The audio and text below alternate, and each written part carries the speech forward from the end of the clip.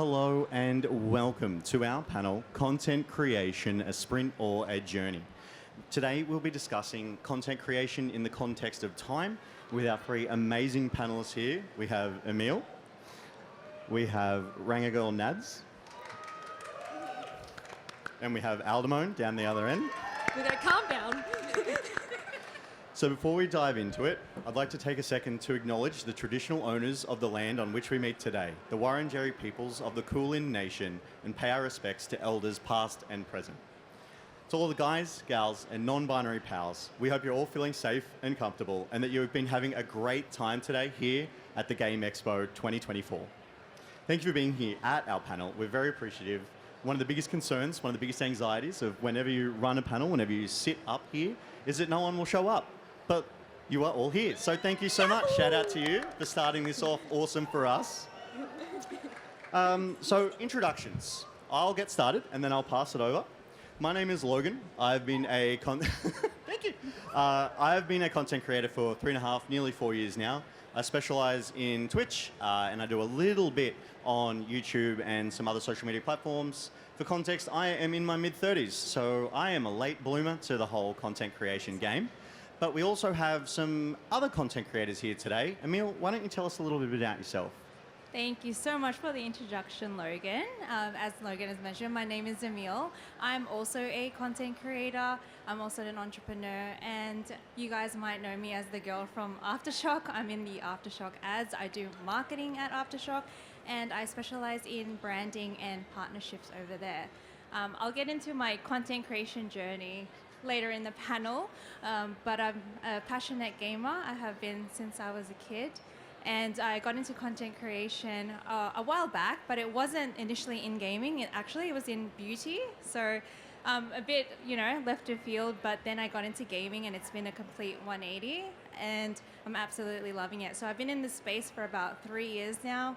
And I started on Twitch. I thought I'd stream to absolutely no one, but people came along and the community grew, and then I, did it on my Instagram and as well, and starting to get into YouTube, and I absolutely love it. So, yeah. Fantastic. That was a great intro. I didn't even know half of that. Did you? Yeah. Rangagirl Nads, why don't you tell us a little about yourself? Hello, I'm Nadine, otherwise known as Nads. I started my content creation journey back in 2013 when I started doing cosplay.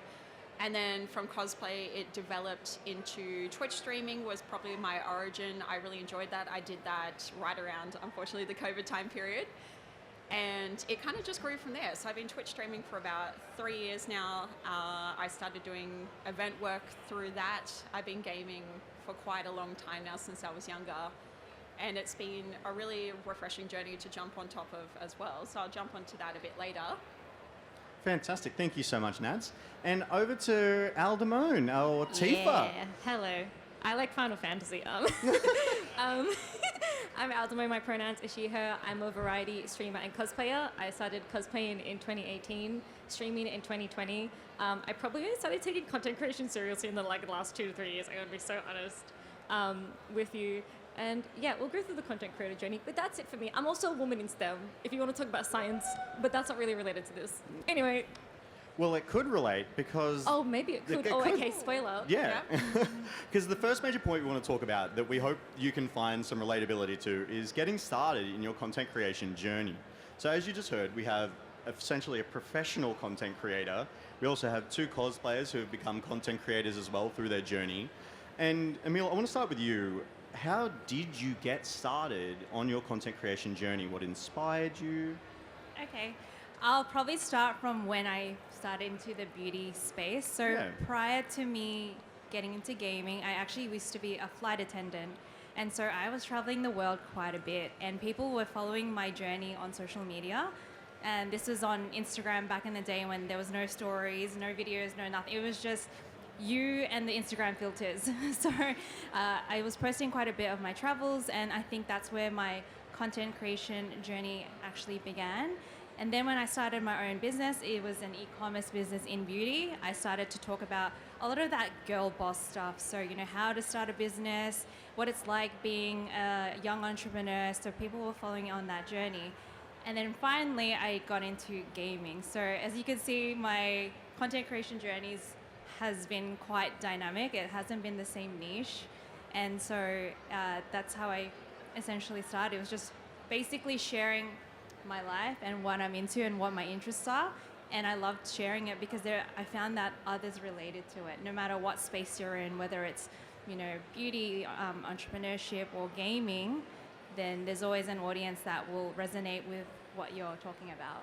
Yeah, exactly. And I see Nad's nodding her head over there because we all have different journeys when we get started, right, Nads? Like, how did you get started? Oh, mine is a bit of a roller coaster journey. Even before cosplay, I actually was a freelance model for 3 years. So I used to do professional runway and editorial features for fashion. And it was from learning, I guess, all of the facial expressions, the posing and everything in that. And plus being a bit of a gamer and a nerd myself, once I went to my first cosplay convention, I was like, I can apply this. Like, I can do this in cosplay, which gave me a different aesthetic or a different appeal because I would do a lot more formal looks and poses for these characters. And it was during my time doing that, I ended up taking over and leading a couple of cosplay communities and doing a lot of networking through that.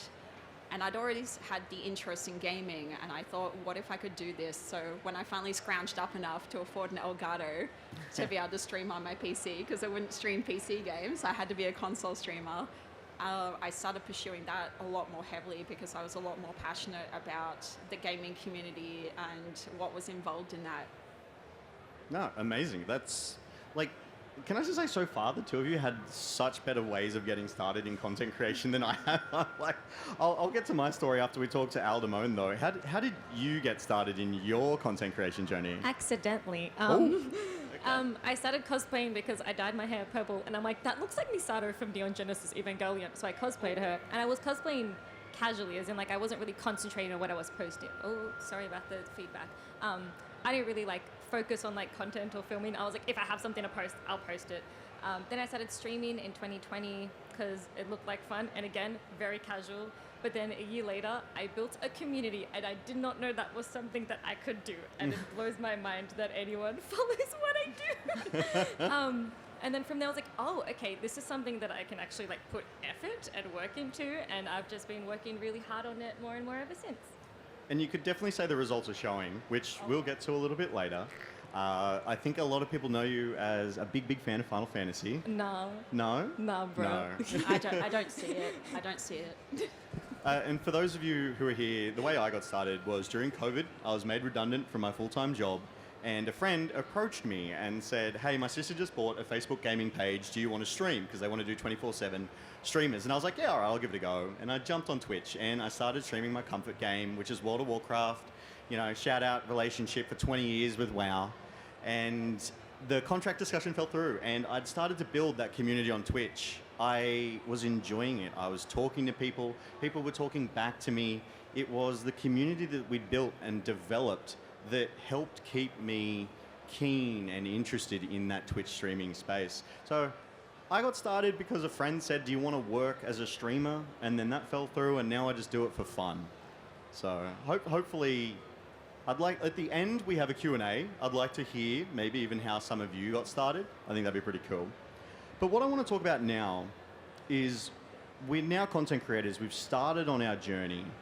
Where has that journey gone? Where are you now? So for context, myself, I got started. 3.5 years later, I am where I am now. I'm up here hosting a panel with my 3 fantastic panelists. Thank you very much for being here. And I feel good and comfortable in the content creation community and space. So, Emil, where are you now, and how long has it taken you to get there? Okay, so I know the panel is called Sprint or Journey. I'd like to think it's a journey because it's been an absolute journey for me. So I'm going to try and keep it short as much as possible. So I'll tell you where I'm at now, and I'll tell you how I get there. So at the moment in my professional career, I do marketing at Aftershock PC. You guys might have heard it. We do custom PCs. And so the reason I got there was from my content creation, from gaming and streaming. And so that happened because I started streaming because my partner encouraged me to start streaming. He's in the audience today. He encouraged me to start streaming on Twitch. I actually had never heard of Twitch prior to COVID. I only found out about it during lockdowns because I heard there was a platform where people were playing video games and people were watching and enjoying it. And I was like, what? That exists? And so for context, I always loved gaming as a kid, but I actually took a big break from it, and I didn't play games for 15 years. I know that sounds such a long time, but now I realize that once you're a gamer, you never lose it. You're always a gamer for life. So it reignited during COVID. I got into The Sims and then The Witcher 3, and then they just snowballed from there. And so I started streaming a game called Gwent on Twitch. I don't know if anyone's heard it. Gwen. Yeah, so started streaming Gwent, and I kept reading everywhere that you're going to stream to 0 viewers for months. I was like, okay, so that was my expectation, but lo and behold, I became Twitch partner within 6 months because there was a community that loved Gwent and they just supported you. I've heard of them. They're really diehard. They die hard. They absolutely love Gwent, and they still do to this day, even though it's sunset, unfortunately.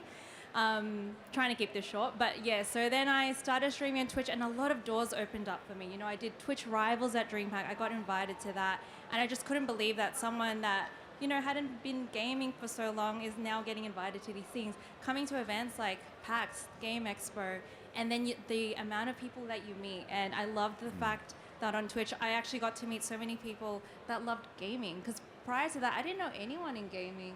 And that's what I love about the gaming community and Twitch and content creation, is the fact that you get to meet like-minded individuals. It's events like this where you can all come together in a safe space. And so next thing you know, my manager now, I met him at PAX, so DreamHack, I think. And no, it was PAX. No, I met him at PAX. And he said, you know, what do you do for work? I said, oh, you know, I'm actually really good at marketing. That's something I've always done because, you know, when I built my own business, I actually expanded to quite a few countries. And so, you know, he said, oh, we're always looking for people. So then, you know, next thing you know, I'm working there, I'm making videos, I'm doing their strategy. And you just never know where content creation will take you.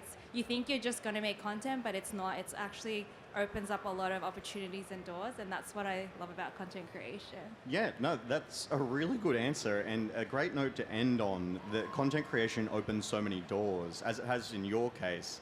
And I think it has for you as well, Nads, from what I understand of your journey. Yes, so with my journey, it has led to a lot of really interesting places. So like Emmy said, when I started out, I didn't have a lot of expectation. And the very first game I started streaming was Persona 5. And I was like, this game's already kind of been and done, and no one's going to care anymore. It's like 2 years old now.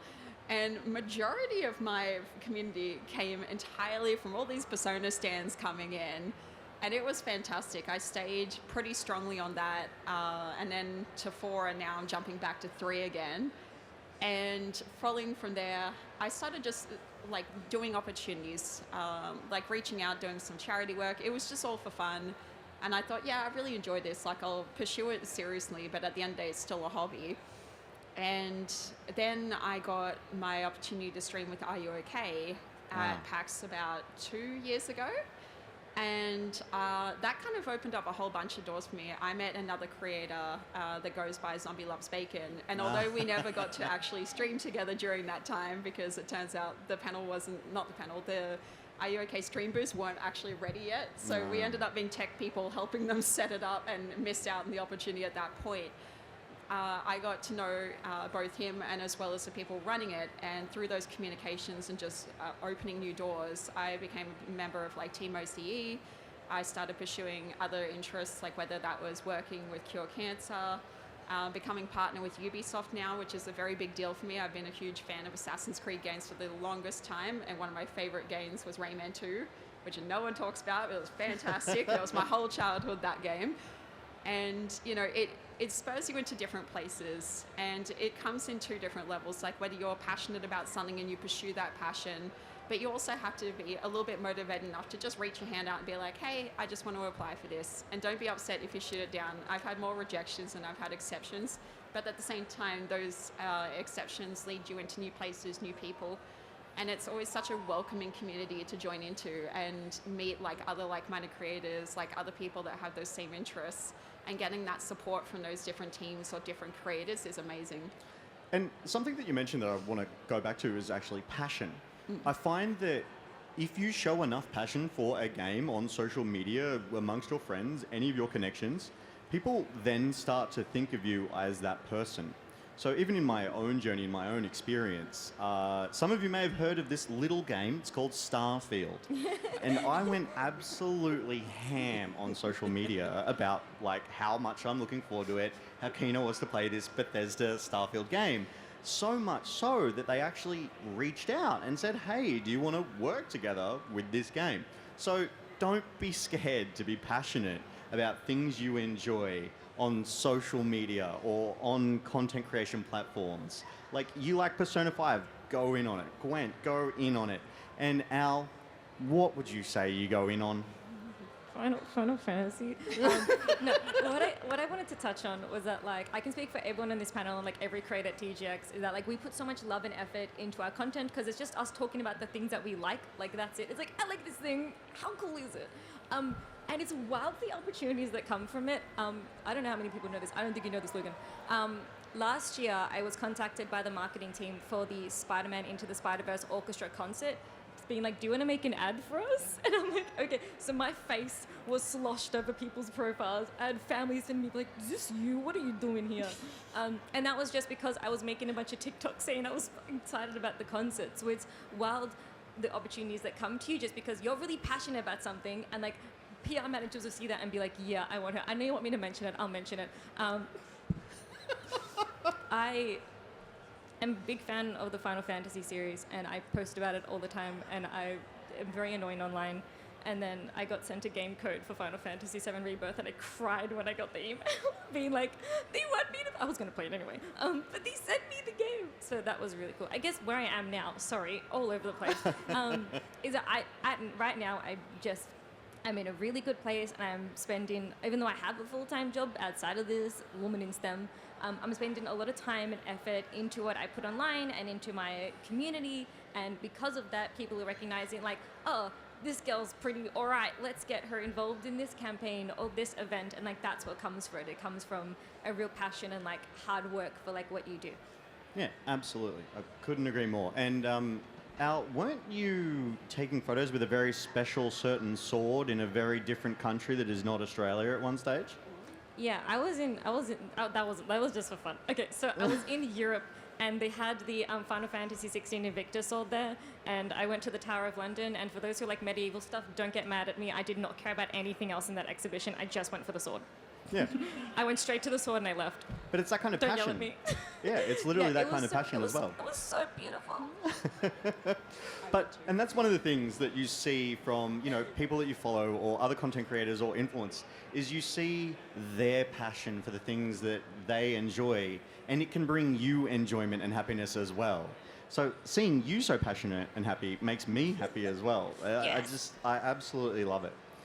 So for example, don't be scared to kick down doors. Don't be scared to reach out to PR or comms managers or social media managers. I myself, I'm a Warcraft partner. I'm partnered with Republic of Gamers. And that's not because I just sat there and waited. It's because in some instances, I reached out to them. And I said, hey, I see you've got this going on. I'm not asking to be that. I want to know how I can be considered for it. You don't have to say, make me that thing. Go, how can I become that thing so that I might stand a chance? And that's how I literally became a Warcraft partner. Yeah. And through my passion, I've had several opportunities as well. The Starfield opportunity, working with Quokka playmats as well, Quokka mouse pads. You know, you create content for them as well. Just being We love Quokka. Yeah, shout out Quokka. We love Shout Quokka. out. Legend. Hey, Quokka. And it all works because you're passionate, you're energetic, you put in the time, energy, and effort for things that you love. Don't be scared to love a thing. It shows through. So to the next point, where do we want to go through to from here? And in how long do we see it occurring? So I'll set the pace on this one. I've been at content creation for 3.5 years. And oftentimes we set ourselves some goals. Twitch partner, YouTube partner, or I want to work with a brand. So for myself, I stream for the joy and engagement of the community, right? So some days I don't want to stream. I'll turn my stream on and I will get that energy from the community because they're there, they're talking, they're engaging, and they're amazing.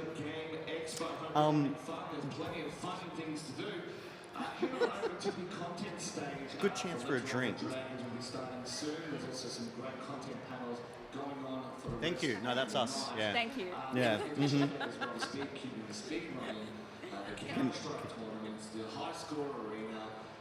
Does anyone play CS2? Can you hear me over this? Yeah. Right, cool. Yeah, we got a couple. Yeah. Final Fantasy fans? Yep, good stuff, good stuff. Love the cosplayers as well. Shout out. Who likes Nier? Any Nier fans? Nier You're Automata? all sad. Like me! Like me! We are the same! All right, so to carry on, thank you very much. So that's now done. So 3.5 years, some goals. Eventually, I want to become a Twitch partner, but it's not like a high priority. My goal is to just enjoy my time with my community. But Emil, obviously you've got your professional content creation and your, dare I say, personal content creation. What sort of goals do you have and when do you want to hit them? That's a very interesting question. So I'm the kind of person on New Year's Day, I like to write down my goals for the year. What? Twitch partner was, I guess it was a goal, but I didn't expect to reach it so quickly. So I think in that sense, that was my sprint. Yeah. Because I know everyone's journey is different, and I want to touch on this really quickly because I think when it comes to content creation, content creators, and I'm guilty of this, we like to compare ourselves to others. So it's one of the things that, and I'm so guilty of this, I'll look at someone and go, oh, how come they've got this, or how come they're doing that, and then you feel like you're not good enough as a content creator. But we always have to remember that everyone's journey is different.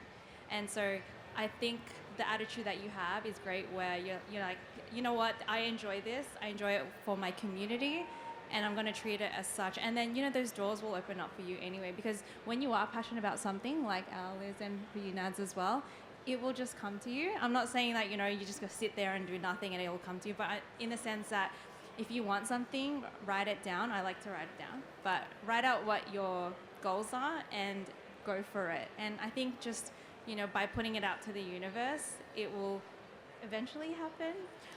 But in terms of what's next for me, because of how much content creation has surprised me in so many ways, I'm kind of just open to it and seeing okay, I'm just going to keep putting out whatever I enjoy. And mind you, I've changed, niches multiple times. Like, as I've mentioned, I went into travel, I went into beauty, and then I went into gaming. So that's 3 different sort of niches that I've gone to, and my audience still like it. I think at the end of the day, if people resonate with you and you as a person, people will still resonate with that. And, we all evolve.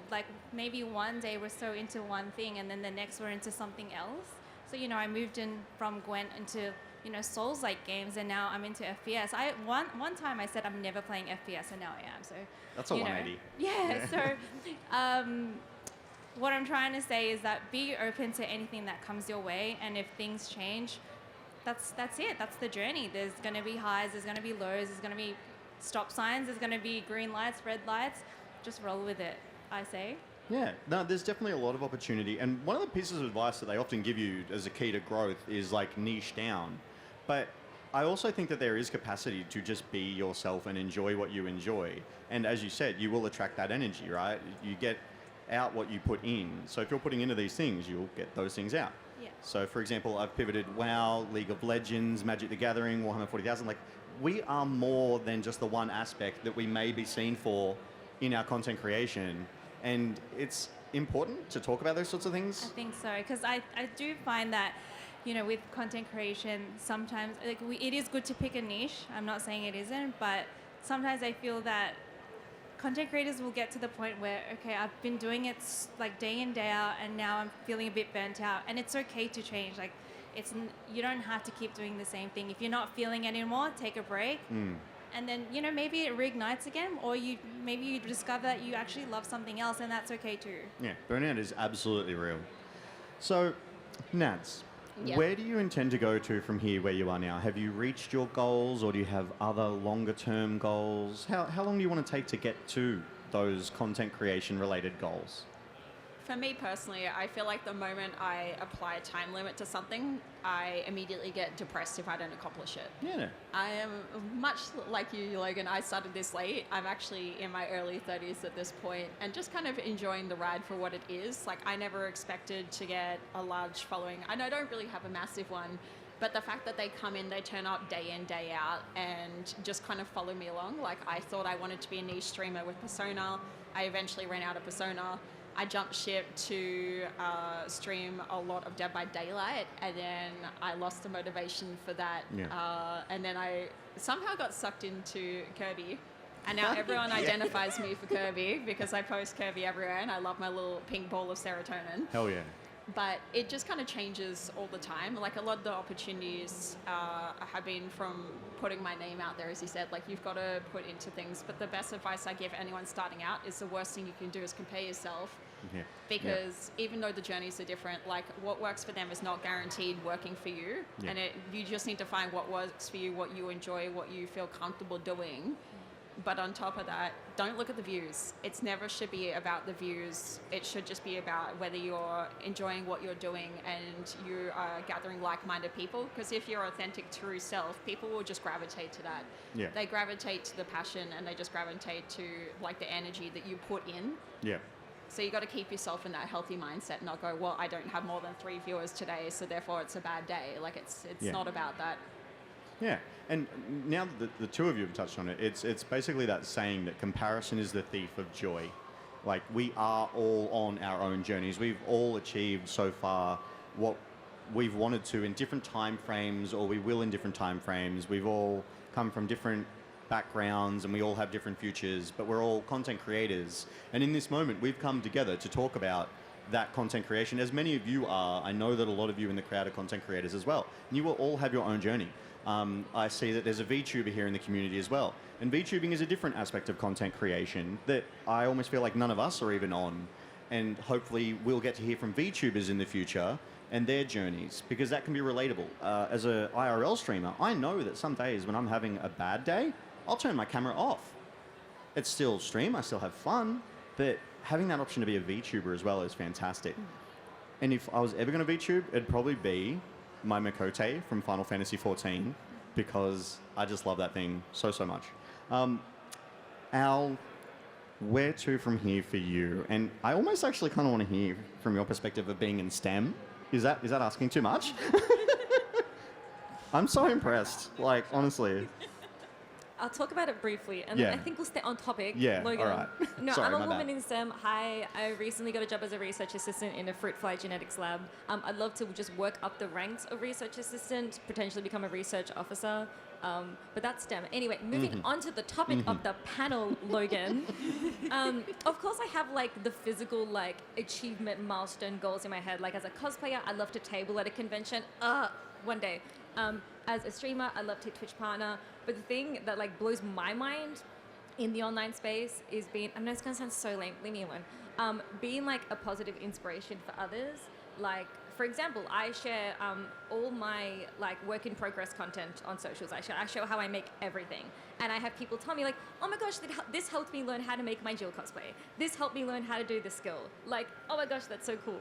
And then as a streamer, I have, you know, my community tell me, like, you've made me feel safe to, like, talk about being myself and not, like, stereotypically normal in whatever way that could be. That's so cool, dude.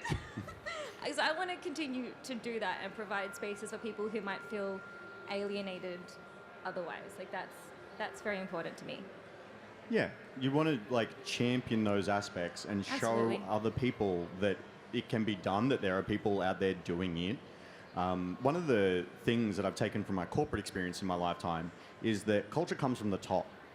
And when you are a content creator and a community is building and developing around you, you are that top. Yeah.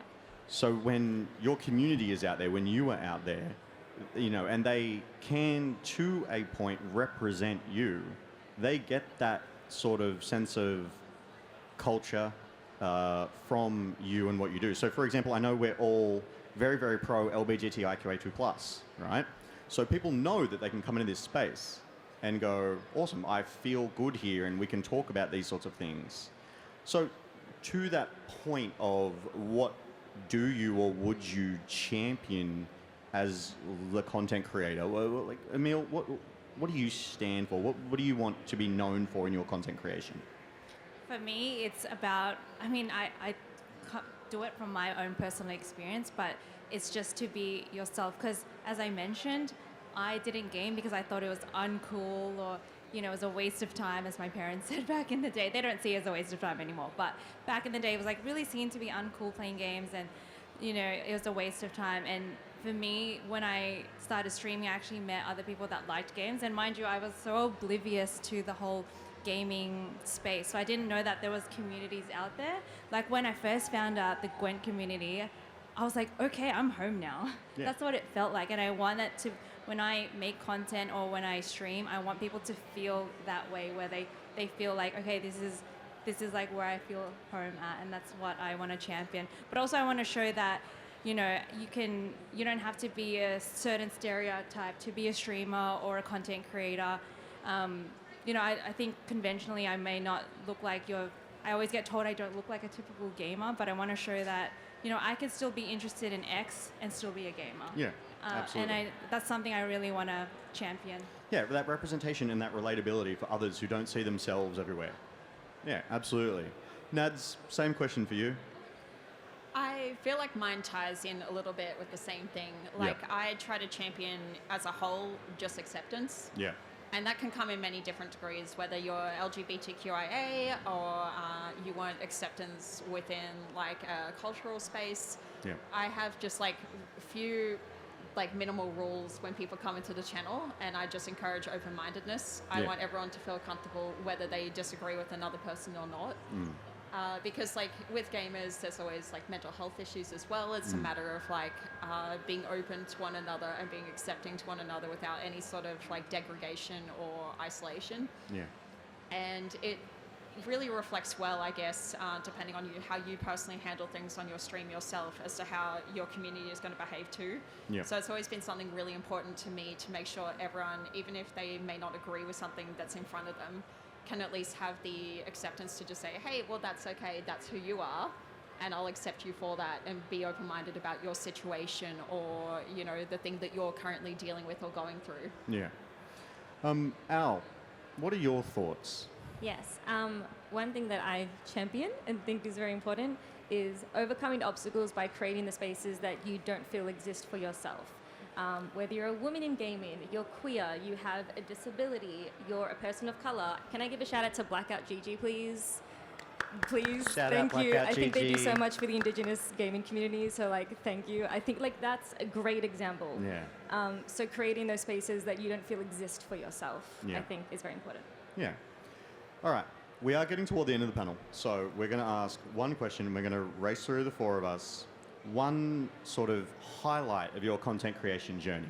So I'll get started, maybe set the example. My personal highlight of content creation journey is I feel like I'm a better person for it. And the way I feel like I'm a better person is because of the community that it has developed and built. Ruby, member of Blackout GG, I have learnt so much from being present around Ruby and listening to and watching Ruby on content creation. I feel I'm a better person because of you, and so many of you here, because you all offer different perspectives. You all give your input, and you can become a better person if you are just willing to listen. And that's my content creation highlight. Emil, Can I name two? you go for it. Yeah.